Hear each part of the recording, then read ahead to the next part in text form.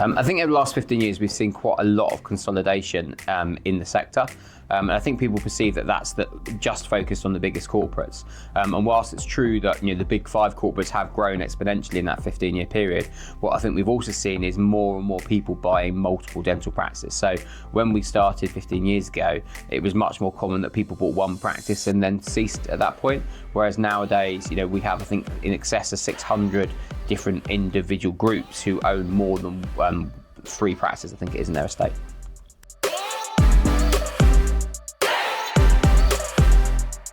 The corporate dentistry has definitely played a role in how I think people view the dental space. I think there's been more dental corporates appear over that period of time, and that's created more competitive tension in the market. And where we've had competitive tension, that obviously then increases prices.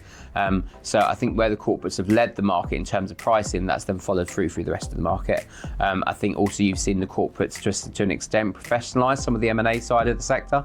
So when we're looking at things like deferred consideration, that was much less apparent 15 years ago, and now we're seeing that a lot more on individual deals with smaller dental individuals as opposed to the big institutions. So it's definitely influenced also some of the deal structures, I think, over the years as well.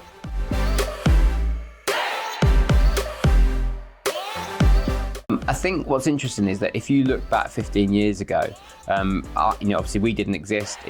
Some of our competitors didn't have either desks in the dental space or they didn't exist themselves. So there's been a bit of an evolution in terms of, I think, who the business brokers are over the last 15 years. And one of the first things we did when we did our first trade stand at the British Dental Conference in Manchester, which was the BDA conference at the time, is we launched it with our Rest in Peace percentage of turnover valuations campaign. And whilst it's true that certainly I think EBITDA-based valuations were already in the space, obviously prior to the inception of Dental Elite, what I think we did is we made much more of an education piece around how practices are valued. And accordingly, I like to think that that's played some part in how the sector has moved over the last 15 years in terms of now everyone buys on profit, everyone buys on EBITDA, whereas historically, and admittedly dental practices were a lot cheaper back in the day, as I think now people, you don't get people now buying on the basis of percentage of revenue, or if you do, they're very much in the rarity, not the norm.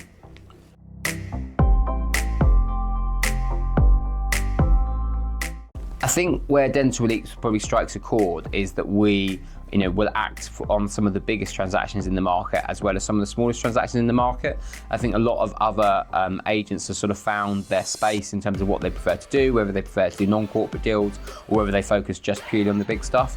Whereas we've tried to make Dental Elite a firm that works with everyone in dentistry, because I've always believed that actually sometimes you never know what's around the corner, and actually sometimes working with some of the smaller deals, arguably we actually get more satisfaction from sometimes, because often you're helping a retired couple, and it may not be the most valuable practice in the world, but actually often, it's a really, really important decision for them. And it's about trying to get those pieces right. I always remember going to a PCT meeting for a couple who were looking to sell their practice down in Hampshire, and the Hampshire PCT, as they were at the time, were giving them a really hard time over the partnership route. So we've always tried to act for everyone, and I like to think that's probably where we found ironically, our nuance in the sector, is because I don't think there's many other agents that literally will act on all types of transactions, big and small, right across the sector.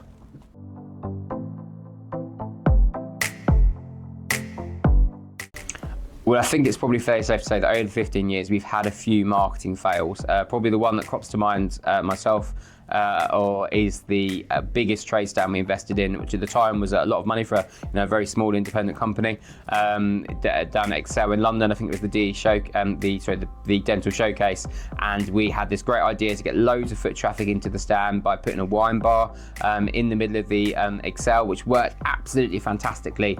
But we thought it was great to use our shorthand name, so we called it DE Wine Bar, and we labelled the entire stand The Wine Bar. And then it suddenly dawned on us about lunchtime on the first day that everyone went, yeah, this is a great wine bar, but what is it you actually do? Because we totally missed the idea that actually we probably needed to put Dental Elite on the stand as well as just The Wine Bar. And there's probably been quite a few examples of some marketing fails over the years. I think what we've worked on quite a lot over the last 3 or 4 years is trying to get real synergy in how we market and that branding. And obviously we've had some really great people join the organisation who've helped us with that. And I think I would probably do that a lot sooner than what we did, and make the investment a lot sooner than what we did back in 2010. What advice would I give myself back in 2010? Well, I don't know. I mean, I guess in that respect, obviously, I was a lot younger. I had hair, I think, when we started back in 2010. So maybe I'll go to Turkey sooner. I don't know. But I think the other thing is, I think from my perspective, is that I would probably look at it and go, actually, do you know what? I was a lot more competitive, and I'm still competitive now, but I was certainly really, really competitive when we first started Dental Elite, and maybe got a bit too hung up on the stuff we didn't win, whereas maybe I should have focused on our successes rather than our failures.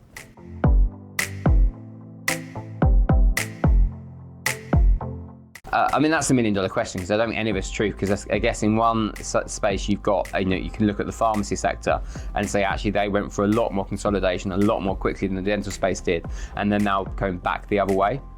So the obvious answer would be to say that we will see increased consolidation, and maybe we will go the way of maybe the Optom market, where there's 4 or 5 key brands, and and obviously then a number of sort of handful boutique style units in the Optom space. And I think dentistry may go a little bit that way, but I don't think anywhere near to the same level. I think it will almost be a halfway house between pharmacy and Optom.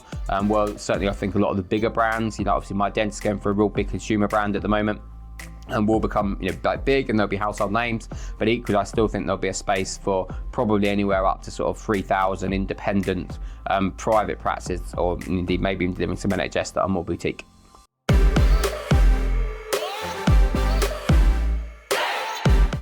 Well, we've always tried in sort of when we've done our sort of brand exercises to kind of treat Dental Elite as a little bit like the cheeky little brother, kind of the ones that you want to work with because actually you really want to engage with them, but also they kind of really know what they're doing as well, and it's quite annoying that they know what they're doing. So I guess if we were to say where we'd be at the party, we'd always try and be the cheeky little brother. Would that be on the dance floor making chaos? Definitely on the dance floor, I can't dance.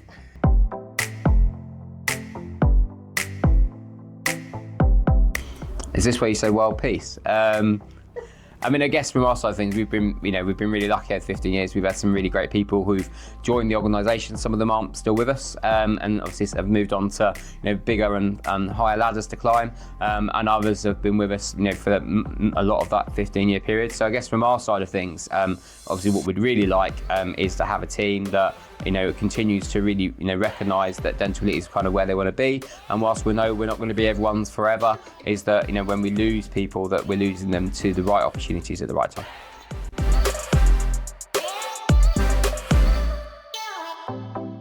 Well, obviously it's changed quite a lot, because when we first started, it was literally just Paul and I in an apartment 15 years ago, my apartment in fact 15 years ago, doing a bit of recruitment with the intention to launch the M&A side. But I guess, so from going to being recruitment consultant on day one to now doing the job I do now, where I don't do as much transaction stuff as I did, I think that's where my role changes. Now my role is much more working on the business than in the business, as we've kind of gone through that evolution, and as we've recruited a team, and that team have become more and more experienced, that now, to be honest, often they do a better job of the day-to-day stuff than I would do now.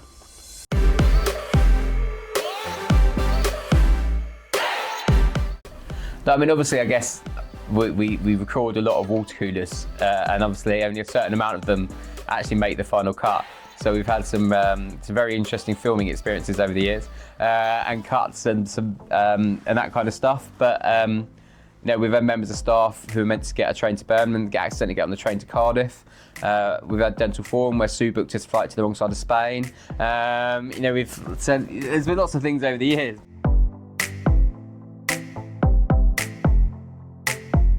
There's been so many over the years. Obviously, we do our elite retreats, so we've had some great times. We've taken the team to sort of New York and Edinburgh. I remember doing a rickshaw race in Edinburgh, one sort of random Friday night, about sort of 10 years ago. That was quite cool. I remember when we closed probably our biggest deal at the time, which was Q Orthodontics to IDH, which again was probably around the same kind of time, about sort of 10 years ago. So yeah, I mean, over the years, there's been some massive highs. I remember there's been some times where we've lost key members of staff that we didn't really want to lose.